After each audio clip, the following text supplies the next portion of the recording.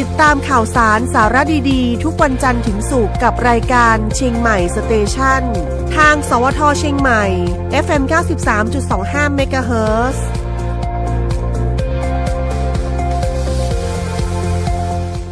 สวัสดีค่ะสวัสดีท่านผู้ฟังทุกท่านนะคะต้อนรับเข้าสู่ในช่วงโมงของรายการเชียงใหม่สเตชันรับฟังทางสถานีวิทยุกระจายเสียงแห่งประเทศไทยจังหวัดเชียงใหม่กรมประชาสัมพันธ์นะคะเจอการเป็นประจำทุกวันจันทร์จนถึงวันศุกร์ 11 นาฬิกาเป็นต้นไปค่ะในช่วงแรกนี้จะเป็นช่วงของการเปิดประตูการค้าชายแดนนะคะซึ่งก็เป็นเรื่องของการวางมาตรการลดค่าครองชีพเพิ่มรายได้ส่งเสริม SME ดูแลเศรษฐกิจชายแดนการรับมือกับภาษีสหรัฐบุกเจาะตลาดใหม่คาดว่าจะเพิ่มมูลค่าเศรษฐกิจอีก 91,556 ล้านบาทนะคะซึ่งทางกระทรวงพาณิชย์เองก็ขับเคลื่อนนโยบายไม่ว่าจะเป็นการดูแลค่าครองชีพรักษาเสถียรภาพราคาสินค้าเกษตรการดูแลผู้ประกอบการ SME ดูแลเศรษฐกิจชายแดนการรับมือกับภาษีสหรัฐหรือว่าจะเป็นการเจรจา FTA และบุกตลาดใหม่นะคะรวมไปถึงการพัฒนาการบริการซึ่งสามารถสร้างมูลค่าทางเศรษฐกิจให้กับประเทศได้เพิ่มขึ้น 35,510 ล้านบาทหรือว่าคิดเป็น 0.18% ของ GDP นะคะเรื่องของการดูแลค่าครองชีพจัดงานธงฟ้าลดค่าครองชีพ750ล้านบาทมีการเปิดตัวข้าวถุงโอชาจำหน่ายที่เคหะทั่วประเทศแล้วก็ร่วมมือกับทางห้างท้องถิ่น101แห่ง800สาขาลดราคาสินค้าสามารถที่จะสร้างมูลค่า376ล้านบาทนะคะรวมถึงเรื่องของการรักษาเสถียรภาพราคาสินค้าเกษตรได้ผลักดันโครงการธงเขียวจำหน่ายปุ๋ยเคมีและปัจจัยการเกษตรราคาถูก10จังหวัดนะคะลดต้นทุน21ล้านบาททำให้ราคาสูงขึ้นต่อเนื่องโดยเฉพาะเรื่องของราคาข้าวรวมไปถึงดูแลมันสำปะหลังข้าวโพดเลี้ยงสัตว์นะคะได้ผลักดันการขายข้าว G2G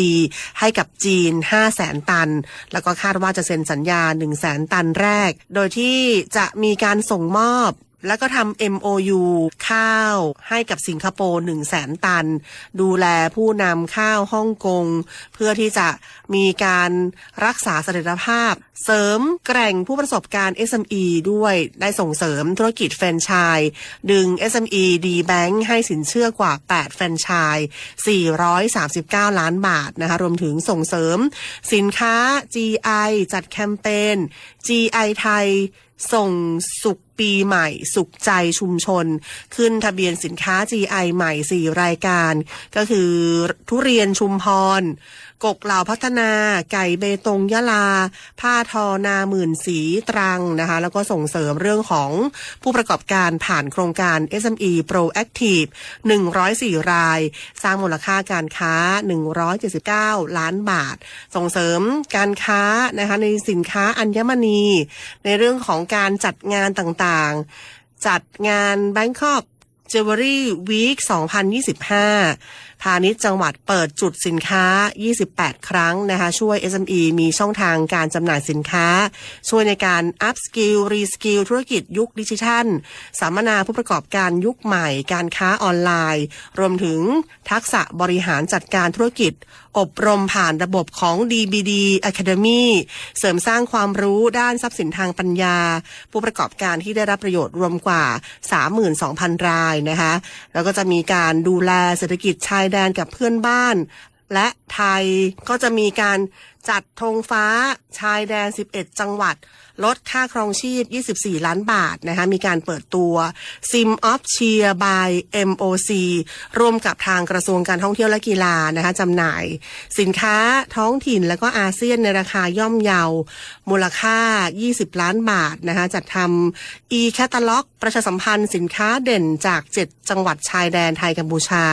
เพิ่มช่องทางสินค้าท้องถิ่นคุณภาพสู่ตลาดวงกว้าง แล้วก็ดึงไปรษณีย์ขนส่งฟรีคนละ 1,000 บาทลดค่าครองชีพ1ล้านบาทนะคะโดยที่ผู้ประกอบการก็ได้รับประโยชน์ 1,000 รายด้วยค่ะเดี๋ยวช่วงหน้าเรามาดูเรื่องของการลดค่าครองชีพอย่างต่อเนื่องนะคะว่าจะมีแคมเปญอะไรบ้างไม่ว่าจะเป็นการจัดชิมช็อปเชียร์การจัดส่งเสริม SME ทั้งแฟรนไชส์แล้วก็จัดเทศกาลนานาชาติพลอยและเครื่องประดับจันทบุรีกันด้วยค่ะทุกคนเร็วๆทุกคนเก็บของเร็วๆแผ่นดินไหวแล้วแผ่นดินไหวเดี๋ยวพี่เดี๋ยวก่อนจะรีบไปไหนเก็บของไปไหนพี่เนี่ยพี่ดูในข่าวเขาทำคลิปมานะว่าจังหวัดเราเนี่ยแผ่นดินจะไหวพี่ยังไม่มีแฟนเลยเนี่ยกลัวตายมากเลยเนี่ยไม่อยากตายเอ้าพี่ไปฟังข่าวปลอมมาอีกแล้วเหรอทำไมพี่ไม่ไปดูข้อมูลแผ่นดินไหวที่แอป Earthquake หรือว่า Thai Disaster Alert เขาบอกข้อมูลหมดเลยว่าสถานการณ์แบบไหนระดับไหนต้องทำตัวยังไงบ้างอีกอย่างถ้ามือถือพี่ไม่มีเน็ตเนี่ยเขาจะมีเซลล์บอร์ดแคสส่งข้อความแจ้งเตือนมาที่โทรศัพท์พี่โดยตรงเลยพร้อมข้อปฏิบัติด้วยเหลือแค่พี่ปฏิบัติตามนั่นแหละต้องใจเย็นๆลงละขอบคุณมากน้องโอเครู้ทันสาธารณภัยห่างไกลความเสียหายด้วยความปรารถนาดีจากสำนักงานประชาสัมพันธ์ที่ 3 กรมประชาสัมพันธ์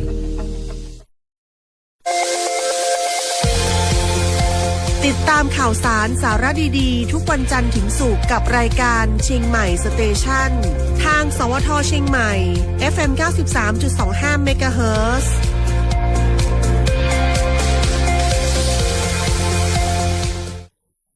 กลับเข้าสู่ช่วงที่2นะคะในชั่วโมงของรายการเชียงใหม่สเตชันการเปิดประตูการค้าชายแดน4ภูมิภาคของไทยไม่ว่าจะเป็นภาคเหนือภาคตะวันออกเฉียงเหนือภาคตะวันตกและภาคใต้ก็ถือว่าเป็นโอกาสสำคัญสำหรับผู้ประกอบการ SME ไทยในการขยายตลาดเพิ่มศักยภาพการแข่งขันในตลาดโลกพื้นที่ชายแดนเหล่านี้ไม่เพียงเป็นจุดเชื่อมโยงทางเศรษฐกิจกับประเทศเพื่อนบ้านแต่ก็ยังเป็นประตูสู่ตลาดที่ใหญ่ขึ้นในภูมิภาคอาเซียนแล้วก็เป็นการค้าชายแดนที่ได้ถือโอกาสนะคะที่จะทำให้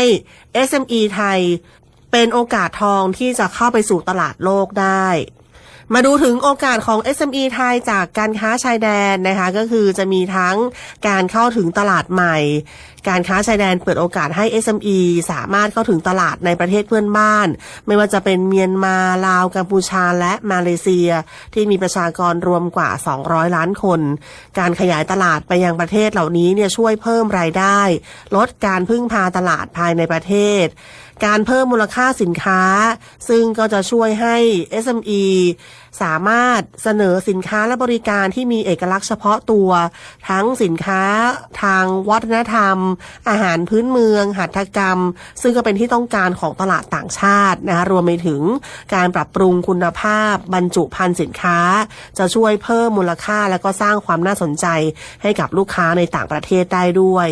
เรื่องของการลดต้นทุนการขนส่งช่วยที่จะลดระยะทางต้นทุนนะคะเพื่อที่จะเทียบกับสินค้าไปยังตลาดที่ไกลออกไปใช้ประโยชน์จากโครงสร้างพื้นฐานที่พัฒนาขึ้นในพื้นที่ชายแดนอย่างเช่นถนนและศุลกากรก็จะช่วยเพิ่มประสิทธิภาพในการขนส่งด้วยรวมถึงเป็น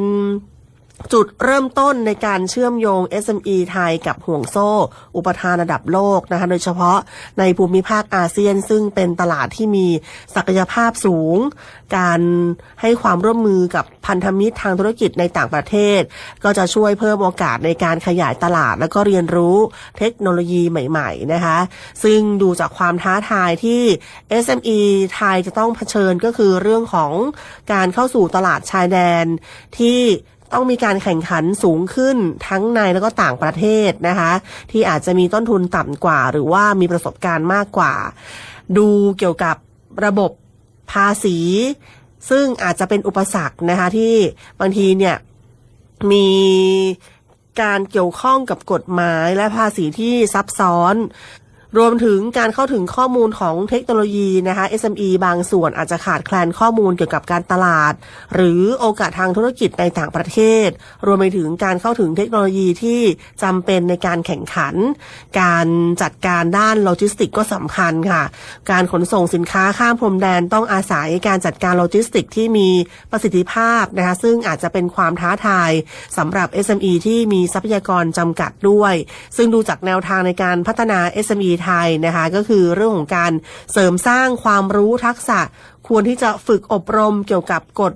ระเบียบการค้าระหว่างประเทศการจัดการโลจิสติกแล้วก็การใช้เทคโนโลยีดิจิทัลนะคะเรียนรู้ทั้งภาษาวัฒนธรรมของประเทศเพื่อนบ้านจะช่วยเพิ่มโอกาสในการเจรจาธุรกิจได้นะคะรวมถึงภาครัฐเองต้องมีการสนับสนุนSME ในการเข้าถึงข้อมูลตลาดลดขั้นตอนของทางศุลกากรให้คำปรึกษาด้านการค้าระหว่างประเทศจัดตั้งศูนย์บริการเพื่อช่วยเหลือ SME ในการทำธุรกิจข้ามพรมแดนการใช้แพลตฟอร์มออนไลน์เข้ามาช่วยในการเพิ่มช่องทางการตลาดเข้าถึงลูกค้าได้นะคะรวมถึงการใช้ระบบชำระเงินดิจิทัลจะช่วยเพิ่มความสะดวกแล้วก็ความปลอดภัยในการทำธุรกรรมสร้างเครือข่ายธุรกิจก็เป็นสิ่งที่สำคัญนะคะก็จะมีการจัดแสดงสินค้านิทรรศการในต่างประเทศที่จะสร้างเครือข่ายหาพันธมิตรทางธุรกิจแล้วก็ความร่วมมือในรูปแบบของการสร้างเครือข่ายที่จะช่วยเพิ่มศักยภาพในการแข่งขันที่สำคัญเลยก็คือการพัฒนาสินค้าและบริการที่มีคุณภาพแล้วก็เป็นเอกลักษณ์นะคะสร้างความแตกต่างในตลาดมีการวิจัยพัฒนาผลิตภัณฑ์ใหม่ๆก็จะช่วยตอบสนองความต้องการของตลาดที่เปลี่ยนแปลงไปนะคะเพราะฉะนั้นเนี่ยบทบาทของภาครัฐและเอกชนก็คือจะมีนโยบายชัดเจนในการสนับสนุน SME ผ่านการลดภาษีให้เงินสนับสนุนพัฒนาสาธารณูปโภคในพื้นที่ชายแดนส่วนภาคเอกชนก็จะมีบทบาทในการให้คำปรึกษา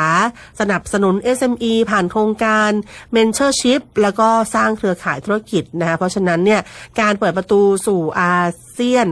หรือการเปิดประตูการค้าต่างๆนะคะไม่ว่าจะเป็นเปิดประตูการค้าชายแดน4ภูมิภาคของไทย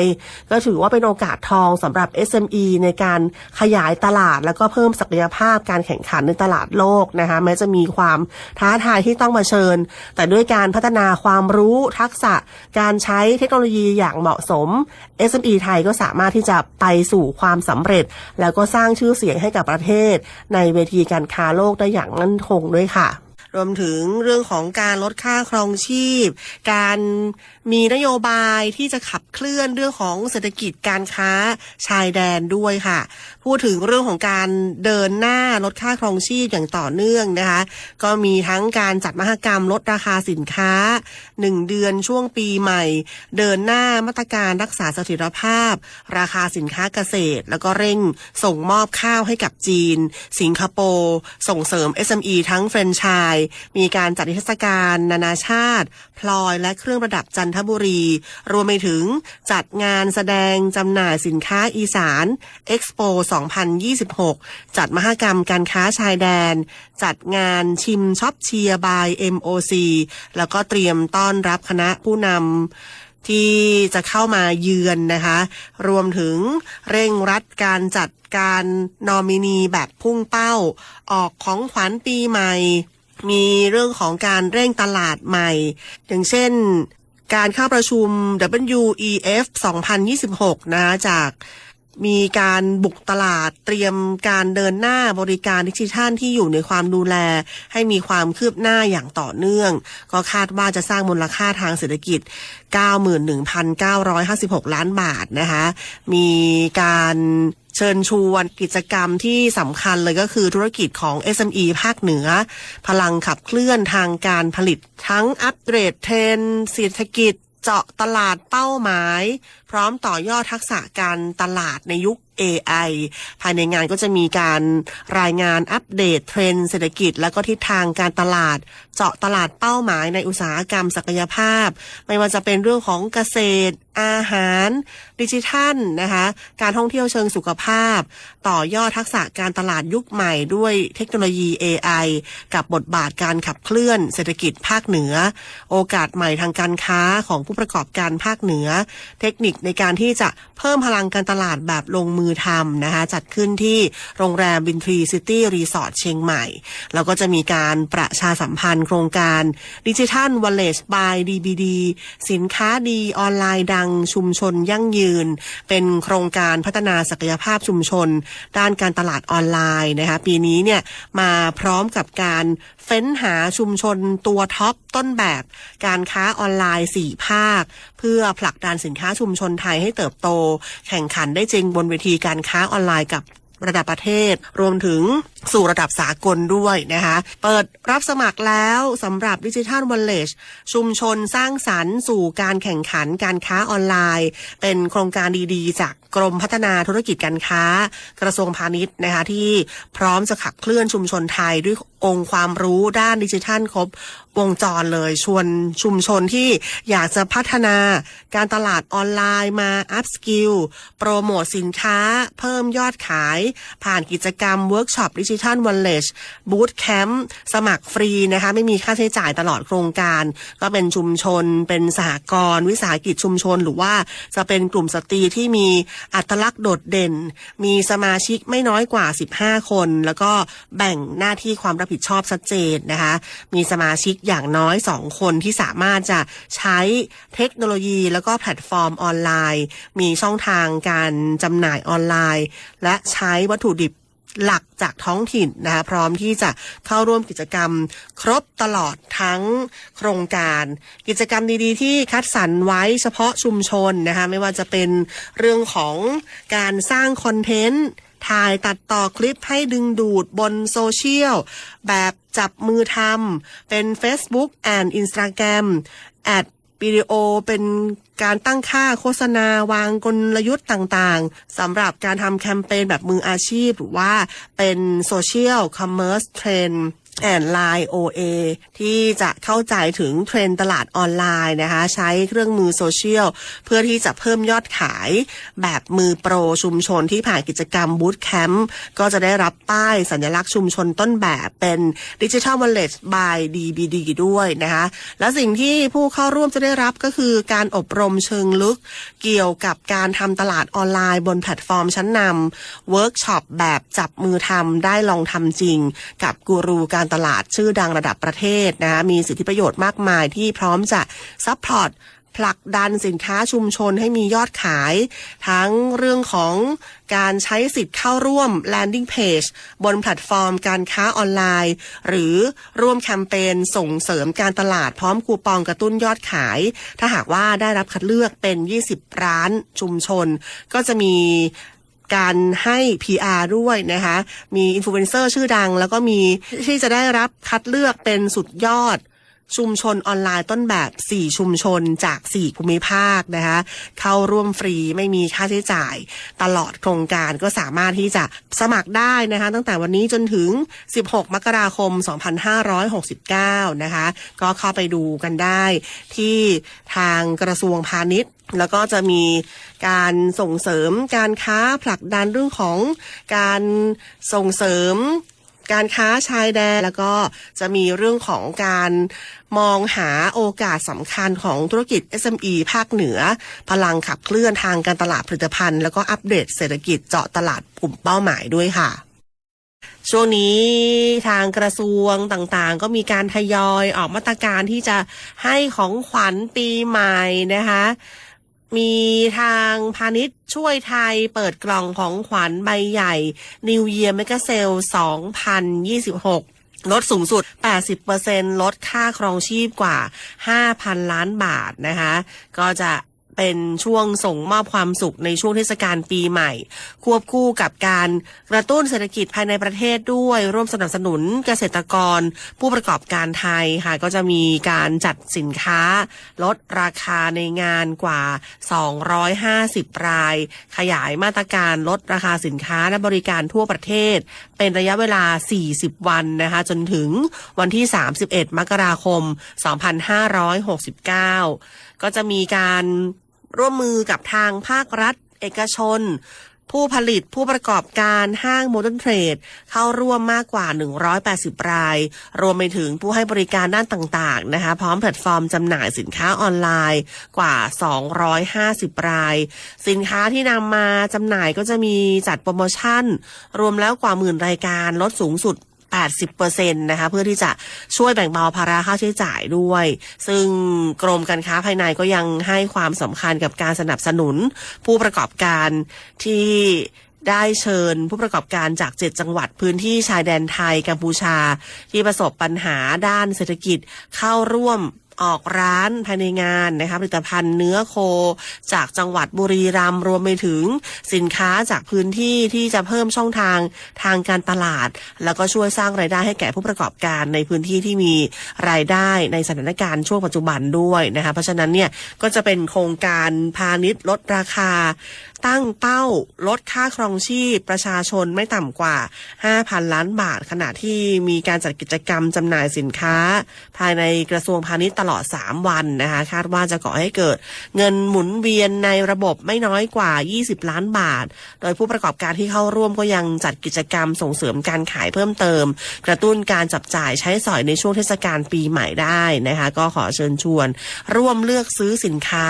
แล้วก็บริการที่เข้าร่วมโครงการด้วยก็จะมีทั้งห้างนะคะห้างโมเดิร์นเทรดหรือว่าจะเป็นห้างสรรพสินค้าต่างๆรวมถึง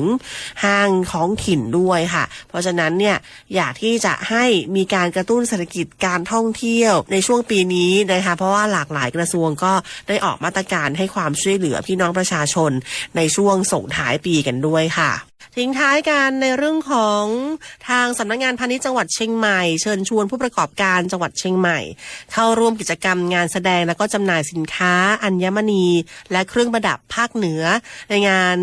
ที่จะเป็นการสร้างนะคะผู้ประกอบการหน้าใหม่หรือจะเป็นผู้ประกอบการ SME มีสถานที่จำหน่ายที่ตั้งอยู่ในจังหวัดเชียงใหม่แล้วก็ผู้เข้าร่วมกิจกรรมเนี่ยเป็นผู้ประกอบการ SME ที่สนใจเข้าร่วมงานแสดงและจำหน่ายสินค้า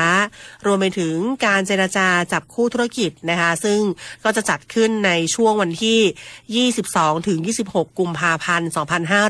2569ที่ศูนย์การประชุมแห่งชาติเศรษฐกิจกรุงเทพมหานครนะคะสินค้าในกลุ่มเป้าหมายมีทั้งเครื่องประดับอัญมณีแล้วก็จะมีการเปิดรับสมัครเฉพาะผู้ประกอบการของจังหวัดเชียงใหม่นะคะก็สามารถที่จะดูข้อมูลเพิ่มเติมได้ที่กลุ่มส่งเสริมการประกอบธุรกิจการค้าและการตลาดนะคะเข้าไปที่ Facebook ของทางสำนักงานพาณิชย์จังหวัดเชียงใหม่ซึ่งตอนนี้เองนะคะหลากหลายกระทรวงหรือว่าหลากหลาย